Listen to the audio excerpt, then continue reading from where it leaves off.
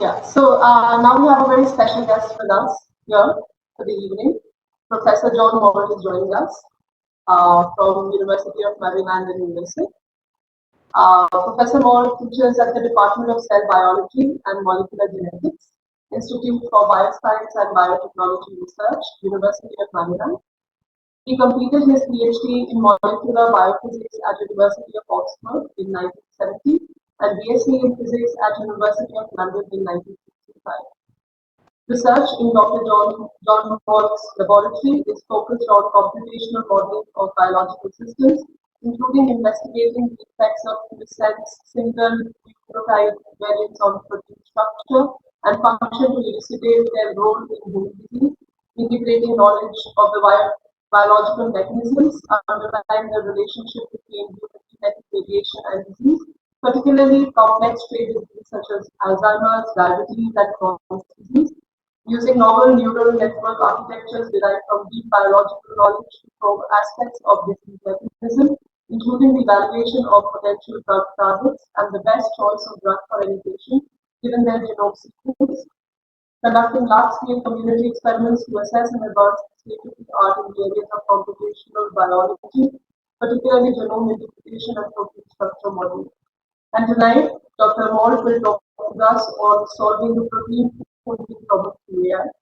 So, without wasting any further minutes, I would like to extend our warm welcome to Dr. John Moult and invite him to share his valuable insights on the subject with us. Oh, can you hear me? Yes, Professor. Okay, great. I'll try and share my screen.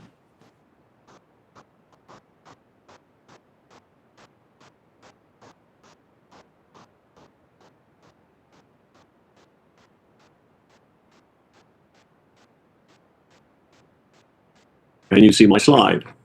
Yes. Okay, great. What does it say here?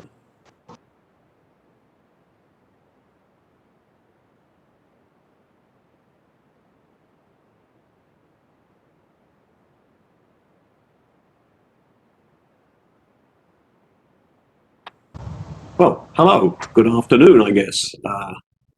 Thanks for the invitation to talk to you. I'm going to talk about something which I think most of the members of the audience won't know much about, but does have broad significance in terms of what deep learning methods are going to be able to deliver in other areas in the next little while. And so I'll start by explaining what the problem is and why I anyway think it's important, and many people agree, and then talk about how we came to a solution. As you'll see, it's a pretty hard problem, and the solution has taken more than 50 years, but we now do have a very spectacular outcome. All right, so can you see my cursor, by the way? Is my cursor visible? Yes, sir. Yes, sir. Okay, great. All right, let's begin. So, I think everybody is familiar with the idea of our DNA coding for genes. In humans, about 25,000 different coding genes. And the coding is in the form of the 4 different sorts of DNA base. So, for example, this triplet TAC codes for an amino acid in a protein, methionine. The next 3 code for another amino acid, arginine. To go from this polymer of DNA to a polymer of amino acids, 20 different sorts of amino acids which are strung together in a string, as it were. You can think of it like this. Here's the string with a backbone that joins all the different amino acids. You can see at different points there are different side chains coming off. Now, that doesn't actually do anything typically with a protein. It only has function in the biological system when it can fold up into a compact shape.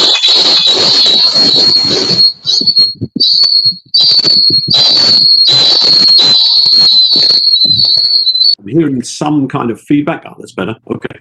When it can fold up into a compact shape like this. So what you're seeing here is actually the 3-dimensional structure of a SARS-2 protein, ORF8. We'll come in a minute to how this comes about. It's a very remarkable property of very few possible sequences of amino acids that there is a compact ordered conformation. What do I mean by ordered? Every atom, more or less, has a fixed position with respect to all the other atoms to within about 2/3 or the whole radius of a carbon atom. These green things are carbon atoms. This is a fairly small protein, about 150 amino acids. As we'll see, there are bigger ones and more typically bigger. It's not particularly useful to look at this pile of atoms. You can't see much about what's going on. So often one looks at just the skeleton, the course of the folded backbone. This thing, which is sort of flopping about, adopts this very regular arrangement. And you can see there are sort of ordered regions, these very organized kind of strands. As we'll see later, there are also helical regions. And what you adopt here really depends on having an appropriate set of atomic interactions between all of the amino acids. To make that a little clearer, this is a chemical view of the 20 different sorts of amino acid. We don't have to go through them. They've all got different physical and chemical properties. Just to make the point about how these things organize a little clearer, there are some amino acids which carry a net positive charge and some that carry a net negative charge. And so you can imagine that putting somewhere in that fold a positive charge next to a negative charge will help stabilize the folded conformation. Conversely, if I put two negatives together, that's not going to help much. And so the sequence is selected in evolution for each protein so that you can get a satisfactory low energy state. Now, why do proteins bother to do this? There are very few sequences which have this property of making a stable fold. It's quite fragile. Many diseases are caused by changing just one amino acid. So why bother with folding up? And the answer is that biology works by molecular recognition, and particularly by recognition with proteins. So one molecule has a unique way of recognizing another and not anything else, more or less, and that recognition triggers some kind of action. It might be some kind of chemistry, it might be transport, it might be making materials, it might be control of some sort. But the first step in almost every biological interaction is recognition. And recognition is done by the surfaces formed by folded proteins. So here's an example of a couple of proteins. There's one here and one here. This one's called macrophage stimulating protein. It's a protein which is released in an active form when there is some kind of immune alarm in our systems. And it will bump into this cell surface protein RON, and you can see there's a very exquisite complementarity both in terms of shape and actually also in terms of electrostatics between these two molecules. When this complex is formed, RON will signal to the cell it's mounted on to change its state. Typically, a macrophage, which is a frontline defense cell in the immune system, in this case, will be triggered. So always we're looking for what's the fold here. If we know the fold, we can begin to say things about the function. If you want to understand how humans work, for example, on average, every protein has about 10 interactions with every other protein. You'd like to know, you need to know, if you want to understand things, what those proteins are exactly at the atomic level and how they interact with other proteins. That's the goal of what we're going to do. Now, the proteins I'm showing you, these structures, are experimentally determined. You can get structure experimentally, but it's very slow and it's expensive, and a lot of the time it doesn't work. So, for example, with human proteins, after decades of effort, we only have structure for maybe a quarter of the amino acids in those 25,000 proteins. It was recognized in the 1960s that it should, in principle, given an amino acid sequence, be possible to compute the three-dimensional structure. And this was immediately something of great interest to many people in the emerging field of computational biology. People came into this discipline, which now is quite large, but initially there were people from other fields. So I was actually a biophysicist, there were chemists, there were computational people, and we all started working on this problem from about 1970 onwards. It's a hard problem. There's a very large conformational space that these proteins can occupy. So it's a big search problem. As you start to make the protein compact, it gets very hard to move one part relative to another. They just bump into each other. So it's a very frustrated search landscape. And finally, there's a very delicate balance of energies for the folded state versus the alternatives. So many people tried many methods. I won't go through all these. They're, first of all, methods dependent on structural principles, what we think we know about the nature of proteins. At the opposite end, computer scientists were interested, just, I've got a search method, let's apply it. It's a search problem. It's a physics problem. These are atoms. They have physics properties, of course. And so physics methods were used. And then fourthly, and a little unusually, evolutionary relationships have turned out to be extremely important. Why is that? If you look at those 25,000 proteins and their amino acid sequence, you'll see they're not all different. There are relationships between the sequences, similarities, and that's because how biological systems evolve is by gene duplication and then divergence of the sequences and function of the resulting proteins. So now if I have structure experimentally for one member of a family, I can use that structure as a template. If I'm really lazy, just say, assume they're the same and get an approximate structure for the protein I'm interested in. That's been very powerful. That's why it's colored green on this diagram. It's the one thing that's really worked, and many structures have been obtained this way, but they're only approximate, and you can't get all structures or explore alternative properties of the proteins very easily. What we're interested in is the harder and more profound problem of, can we do things without making use of existing experimental structure information? Now, there is another way you can use evolutionary relationships, not using structure, just using sequence. And as I mentioned, you can take members of a family, they've all got related sequences, you can line them up, and you can deduce something about which pairs of amino acids are in contact in the three-dimensional structure. If you can find out enough about contacts, then you can generate a three-dimensional structure relatively straightforwardly from that information. I want to tell you a little bit about just this arm of the methods, because that led to where the breakthrough really happened, and that is using deep learning methods. But there's an interesting scientific story about how we get from contacts to deep learning. So let's talk about that. Well, okay, so back up slightly. This field started, as I said, around about 1970. Lots and lots of people working on it. It was actually rather difficult, for reasons I won't go into, to find out where we got to. One couldn't rely very well on the peer-reviewed literature. And so in 1994, I and an ex-postdoc, Christoph Fidelis, started this thing called CASP, Critical Assessment of Structure Prediction.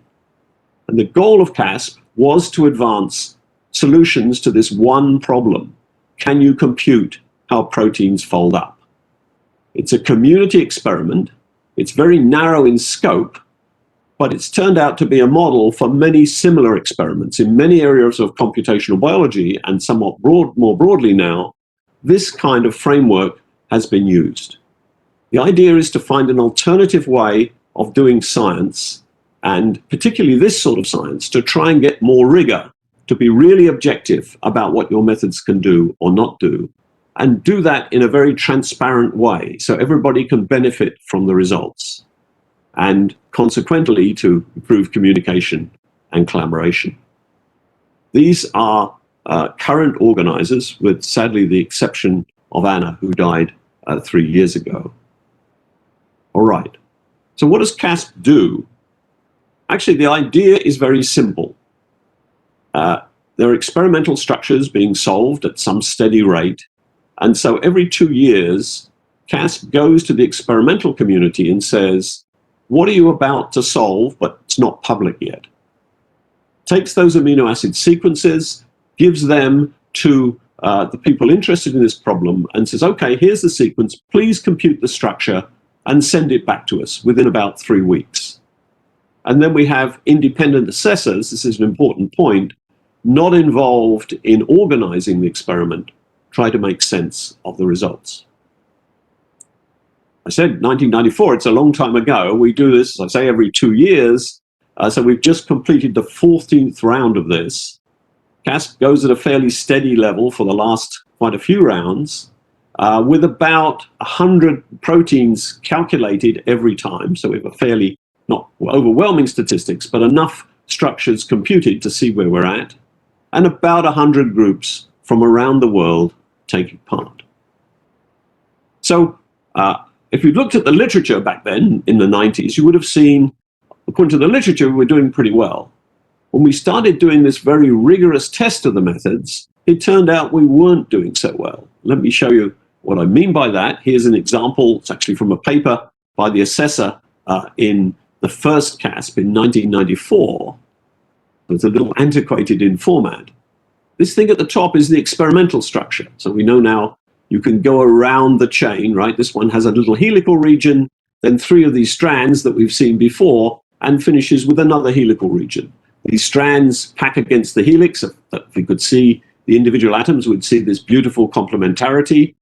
And it's a very small and neat and supposedly easy to predict structure.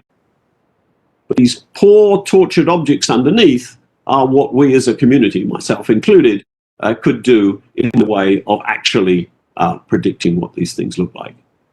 Emphasize how difficult a problem it is, even for a very small thing like this. After about 25 years of effort, this is the best as a community we could do.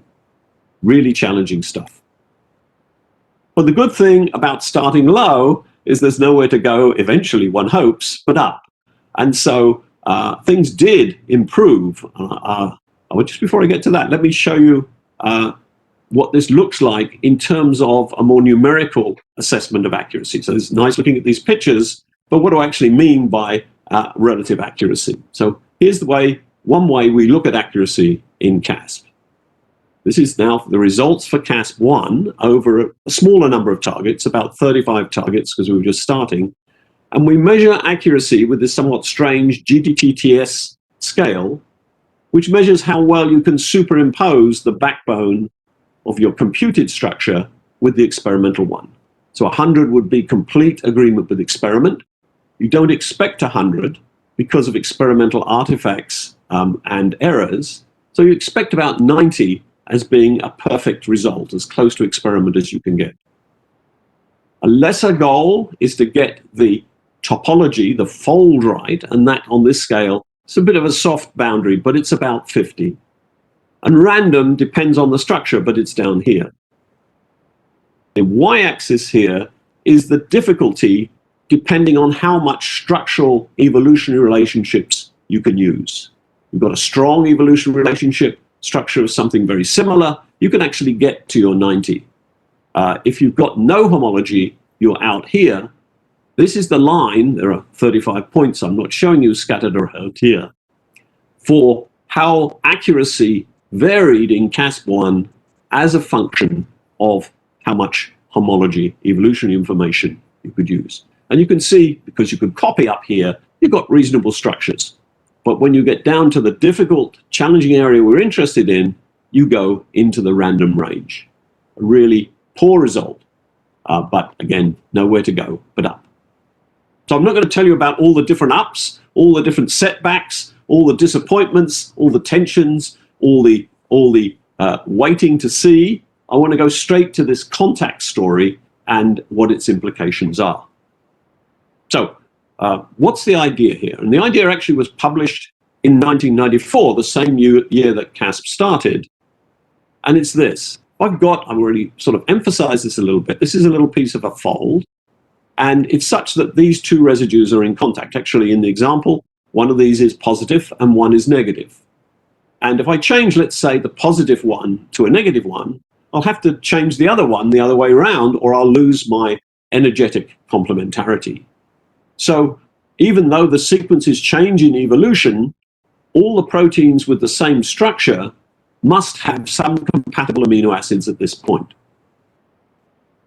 If I have, these are now sequence alignments, I'm using a 1-letter code instead of a 3-letter code. So this is arginine again, positively charged. This is aspartic acid, negatively charged. And this is the protein we're interested in. These are related proteins. You can see that at some positions the amino acid is always the same. At other positions it changes as you look at different relatives. But as I just emphasized, when it changes, if two residues are in contact, there must be some kind of complementarity. So in this example, here you have this big positive with a small negative for several sequences, and then it goes to a slightly smaller positive amino acid with a slightly bigger negatively charged one. So the size is maintained. Here you go to two uncharged amino acids that like each other for other reasons, but again, the volume is maintained.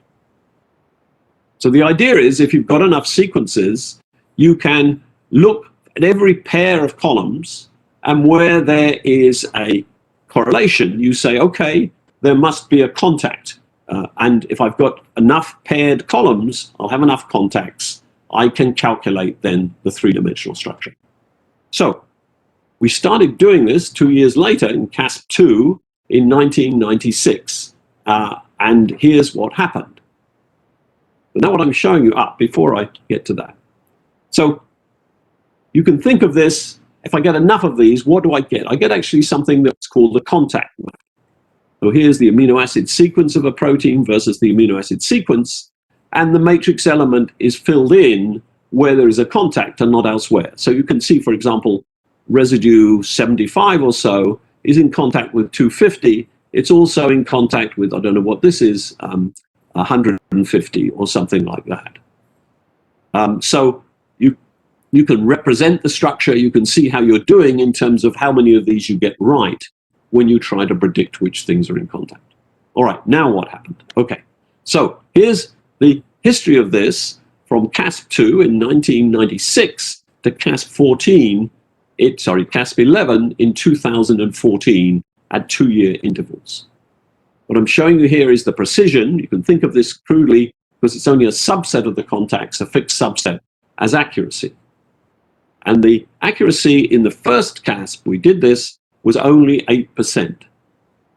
That's pretty bad because it means that 92% of the things you say are in contact are actually not in contact. It's a bit disappointing. It's actually statistically significant, but obviously not very useful. And the encouraging thing was it went up quite rapidly up to, where are we, 96, 98, 2000, to 20%. But then you can see for the next, I think this is 14 years, nothing happened. We kept doing this. We got more sequences, which helps, of course. The deeper your alignments should do better. And we were completely stalled for all this time. I wanted actually to throw this out of CASP because, you know, there's a lot of pressure on time in CASP. Let's instead put our time into something else. But people prevailed on me not to do that, and they were right, because 2 years after this, in 2016 now, we saw something dramatic happening to this track record. Suddenly, we jumped up to 47% accuracy, almost a doubling. So what happened here? This is the sort of thing that's so exciting in CASP, but, you know, really depressing, and then suddenly something really nice happens. And so you really say, well, okay, what went on here? And the answer is a little embarrassing, actually. It turned out we were making serious approximations, errors in the way we treated our statistics. If you were listening carefully to what I said about the model here, I said, if two residues are in contact, there must be a correlation in the alignment. So in logical terms, if A, then B. However, classically, in logic, it doesn't then follow necessarily that if A, then B, let me try again. We have correctly, if A, then B. But in logic, it does not follow, therefore, if B, then A. And there are other reasons why you can get correlations between pairs of columns in a multiple sequence alignment. Actually, this is an old problem in statistics. And once we realized this, using classical methods, you could get this big advance. This was very exciting, but actually it's not so great. You've still got over 50% errors here. And that's not enough to make much difference to getting the three-dimensional structure right. You've just got too much noise in your contacts to generate an accurate three-dimensional result. So, in CASP, you never know what's going to happen in 2 years' time. And so we waited 2 years. What's going to happen? Is this the end, or is something better going to happen? And sure enough, we went up 2 years later from 40%, 7% to 70%. This is an average over a number of structures, right? So what happened here? It turned out that and this was enough to make a difference to the accuracy of the structures overall. So let me go back to showing you this plot of GDTTS versus difficulty. So you remember we were down here in CASP 1. This was this disappointing result. Each CASP after that we improved a bit, but sort of slowed down.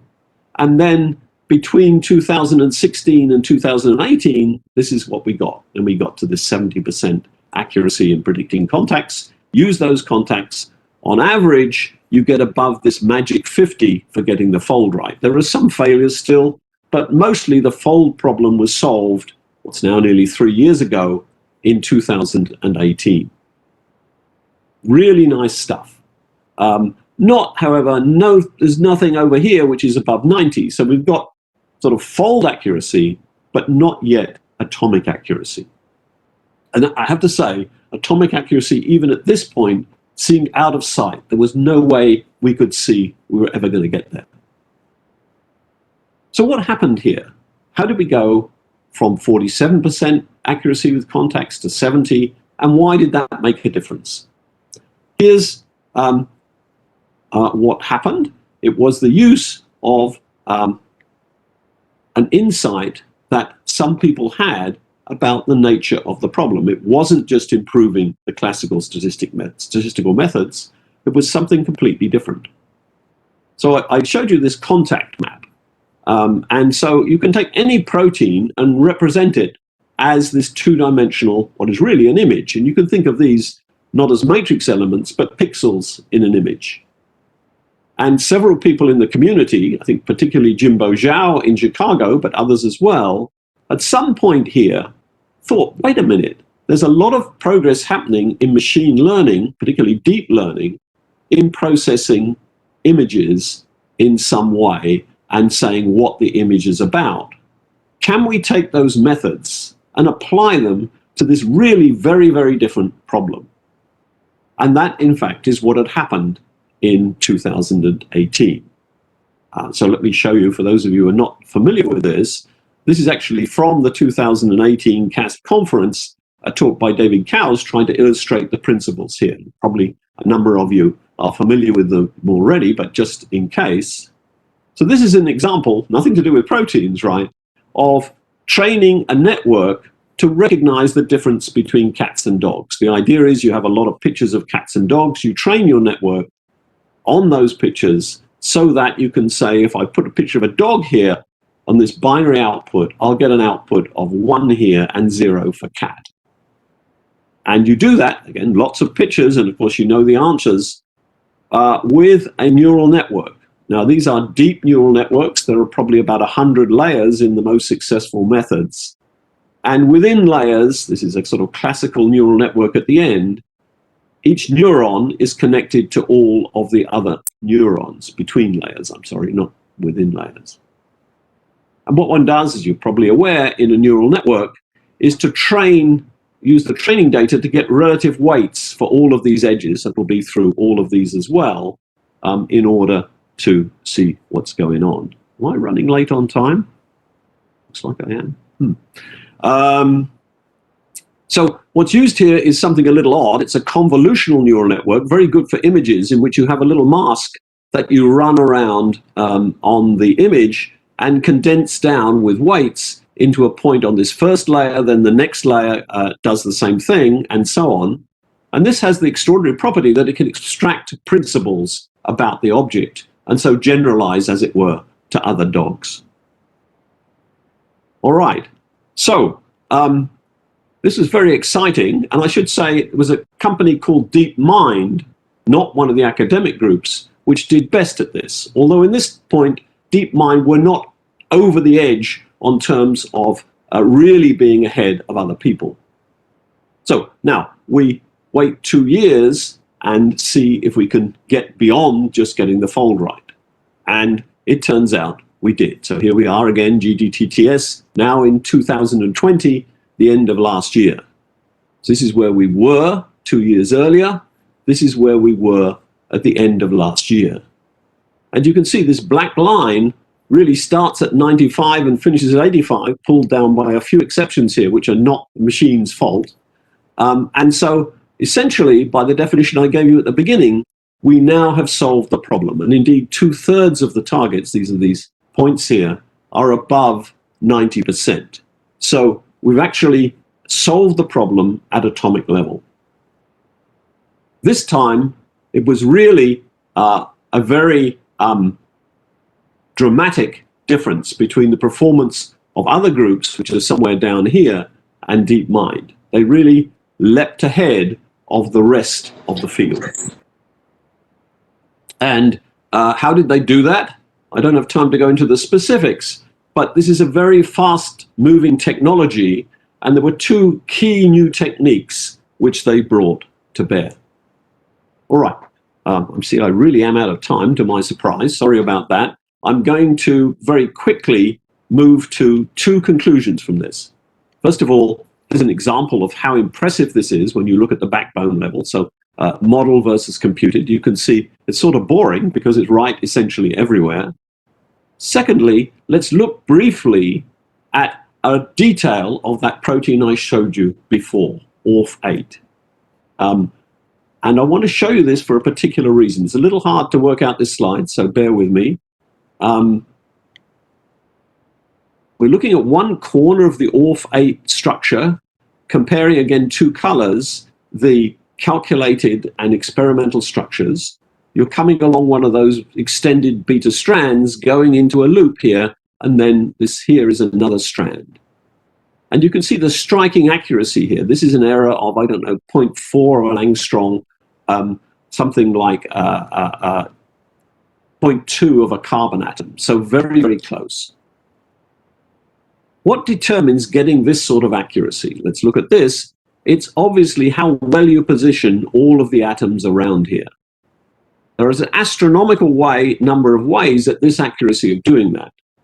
The training data does not contain anything like this constellation of atoms. The machine has abstracted the principles of protein structure and can now apply it to any constellation of atoms you show it. It's like it's as abstract as if you've learnt the physics of the problem. And of course, that is a definition of intelligence, that you take specific experiences and you generalize to all experience. Now, you know, this is a very small world of proteins, but nevertheless, this generalization is profound in that sense.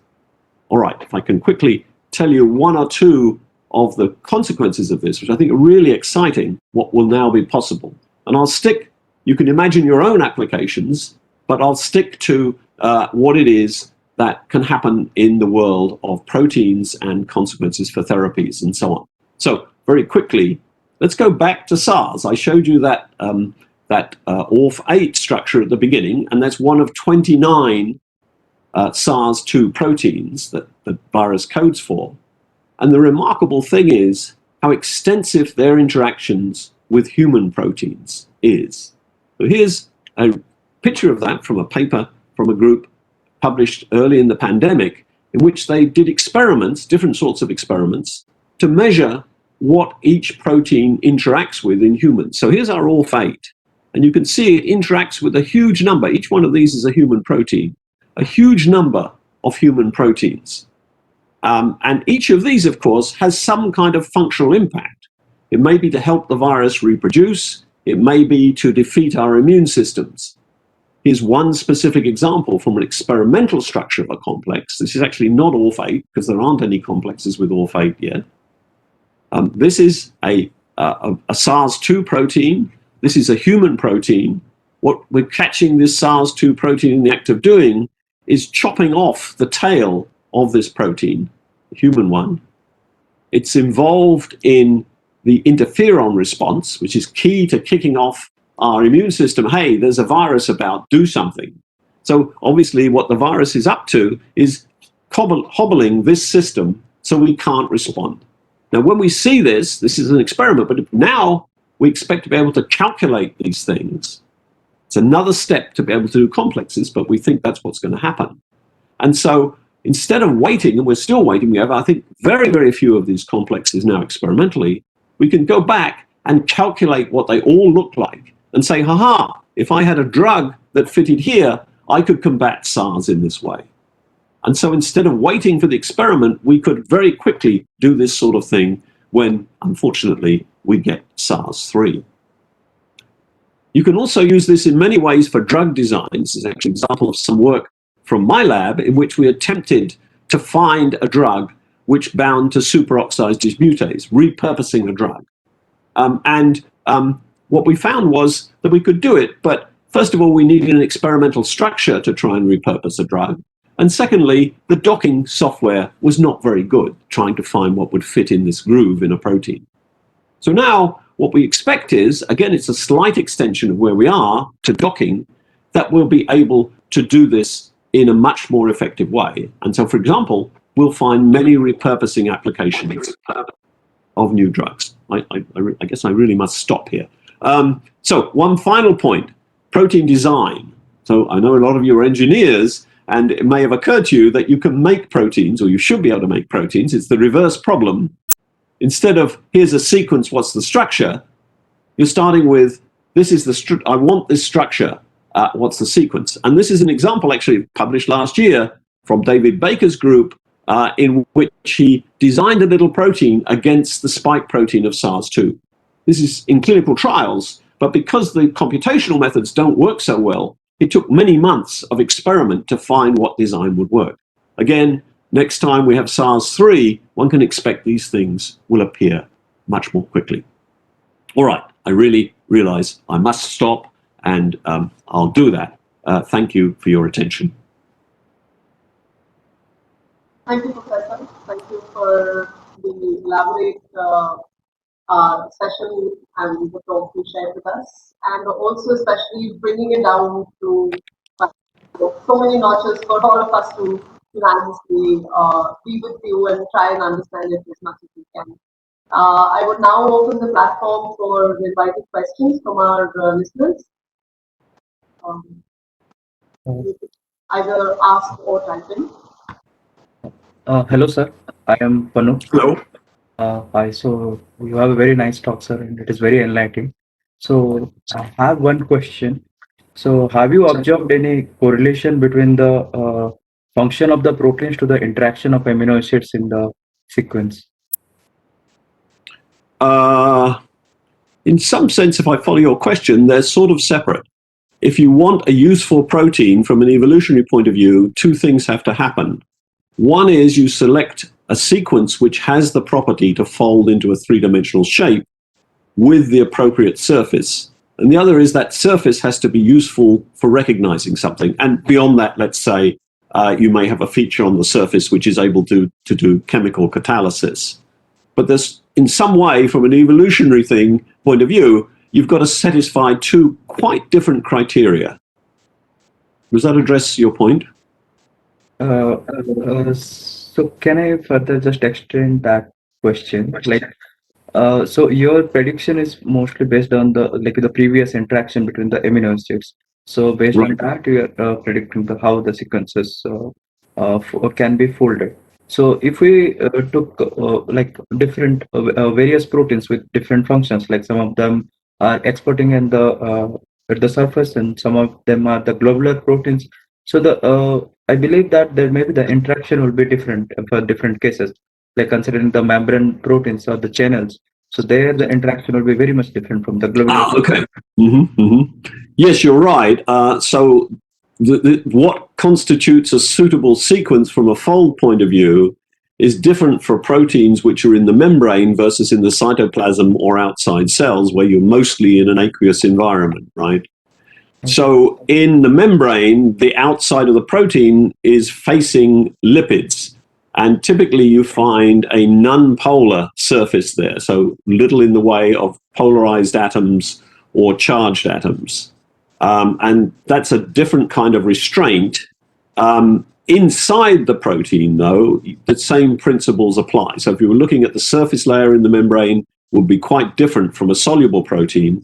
But if you looked at the details internally, they would be very similar. One of the questions about these deep learning methods, since actually in the training set there aren't many membrane proteins, was will it actually work for membrane proteins as well, or will it get confused? And actually it seems to work just as well for membrane proteins as for soluble proteins. So we can conclude that. So majorly from the sequence itself, we can definitely can predict the fold. So invariant of their position and the function. So the interaction between the amino acids will be quite like conserved among all the protein folds. If I understood it correctly. Yes, that's right. As far as we know. So, there were, of the 100 proteins in this cast, well, actually, you could see across the full range of difficulty, we're seeing atomic accuracy from this method. But it's a sample of 100 proteins, and we don't know whether that applies to millions of proteins, right? We think it will. And the bit I said at the end about, for example, calculating complexes, we do have indications that's going to work, but we don't yet have the data. That's really the big excitement for the next cast. We'll be able to do complexes. And similarly, for the drug design applications, that requires an extension of the methods. Looks like that's going to work, but it's another one of those, let's wait and see. And actually, there's another CASP-like organization called CASH, which is just starting, which will look specifically at methods to try and use these deep learning approaches for drug design. Thank you very much, sir. Sir, I have a question. Yes, am I audible, sir? Yes, I can hear you. Yes. So, sir, the proteins which are involved in the neurological disorders like A beta or the TDP43 or the FUS, so these proteins have intrinsically disordered regions, and these have not been solved as of now. So, sir, the structure, if we through this algorithm, if we solve their structures, how reliable it will be, sir? Right. So, good point. As you may appreciate, I made quite a few simplifications here in order to communicate the central messages. And one of the simplifications is that some proteins act not in a folded state. Very often, they adopt a single conformation not always, when they interact with something else. So an obvious question is, well, I've just focused on these sort of very ordered folding proteins. What happens, I know if you look at tau, for example, in Alzheimer's or Parkinson's, and the answer is we don't have enough data. So for these soluble proteins, there are some regions where you do have disorder locally in a X-ray or cryo-EM experimental structure. And so we've looked, but it's not a lot of data. We've looked at those, and what seems to be happening with this algorithm is that it will predict a constellation of different conformations, which is what you would expect, right? The problem is, I think this is going to be a broad problem. We don't have good experimental techniques for knowing what the right answer should be. And so it's going to be hard to know. I think this method will spit out all sorts of alternatives for disordered proteins, but how will we know which ones are right? It's going to be interesting to see. Okay. Thank you, sir.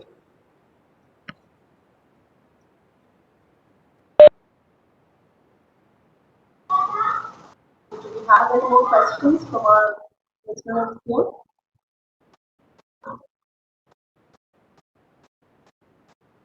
I guess, I think. Yeah, we're overrunning, right? So people want to move on, I expect.